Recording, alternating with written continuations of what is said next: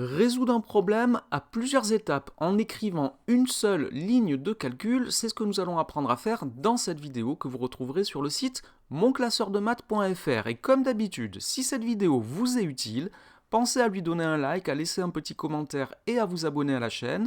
Ça aide au référencement de la vidéo et de la chaîne, et moi, ça m'encourage à en faire encore plus. Alors, dans cette vidéo, nous allons travailler sur un exemple. Nous allons résoudre le problème que voici. Paula achète au supermarché 2 bouteilles de jus de fruits à 0,75 € l'une et 3 paquets de biscuits qui coûtent 1,21 € chacun. Elle paye avec un billet de 10 € et il faut calculer combien le caissier va lui rendre. Alors je vais commencer par résoudre ce problème étape par étape, c'est-à-dire que je vais par exemple commencer par calculer le prix des 2 bouteilles de jus de fruits. Donc chaque bouteille coûte 0,75 €, il y en a deux, donc je calcule 2 fois 0,75, cela fait 1,50 € pour les jus de fruits. Je vais calculer ensuite le prix des 3 paquets de biscuits qui coûtent 1,21 € chacun, donc 3 fois 1,21 €, ça me fait 3,63 €. Je peux maintenant calculer combien Paula va devoir payer pour tout cela, et je vais donc additionner les deux résultats précédents. 1,50 € plus 3,63 €, cela fait 5,13 €. Et maintenant, je peux calculer la somme que le caissier doit lui rendre. Pour cela, je vais calculer la différence entre 10 € qu'elle donne et les 5,13 € qu'elle doit payer, et cela fait 4,87 €. J'ai donc trouvé que le caissier doit lui rendre 4,87 €. Alors ici, vous voyez, j'ai fait 4 calculs, il y a 4 étapes, tout cela est juste, mais on peut gagner du temps en écrivant, au lieu d'écrire 4 étapes, en écrivant une seule étape, c'est-à-dire que je vais avoir une ligne de calcul qui contient tous les calculs que je viens de faire.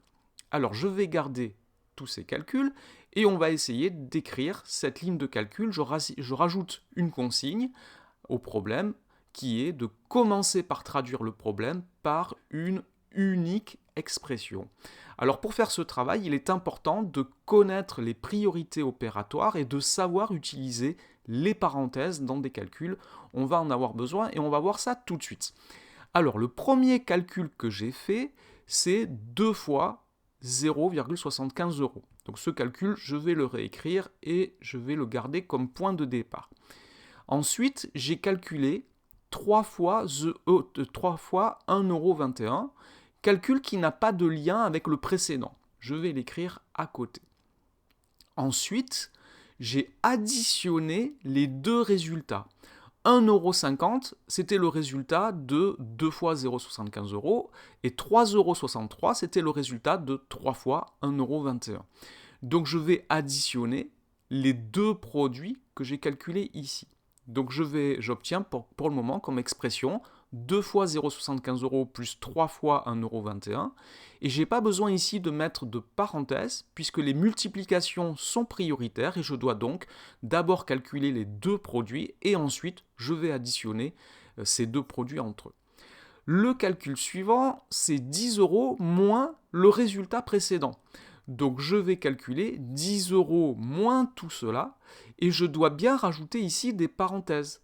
Je dois d'abord calculer la somme des deux produits, et ensuite faire ma soustraction. Donc ici, j'ai mon expression qui traduit le problème par une expression unique. Alors on va vérifier maintenant que cela correspond bien qu'on va trouver le même résultat avec cette expression. Donc ici, ma rédaction, je calcule directement la somme qui est rendue par le caissier, il n'y a pas d'étape intermédiaire, et maintenant on va faire les calculs, on va effectuer ce calcul. Donc ici j'ai des calculs entre parenthèses. Les calculs entre parenthèses sont prioritaires, et dans cette parenthèse j'ai deux multiplications et une addition. Les multiplications sont prioritaires, donc je commence par effectuer les multiplications. Donc 2 fois 0,75 ça fait 1,50 € et 3 fois 1,21 € ça fait 3,63 €. Donc je me retrouve avec 10 € moins entre parenthèses 1,50 € plus 3,63 €. J'ai toujours des parenthèses, le calcul entre parenthèses est prioritaire, donc je dois calculer la somme ici de 1,50 € et 3,63 €, cela fait 5,13 €, et maintenant j'ai plus qu'un seul calcul, 10 euros moins 5,13 €, ça fait bien 4,87 €. C'est bien le même résultat que celui que j'avais trouvé tout à l'heure. Le caissier doit donc rendre 4,87 €. Donc voilà sur ce que signifie de traduire un problème par une unique expression.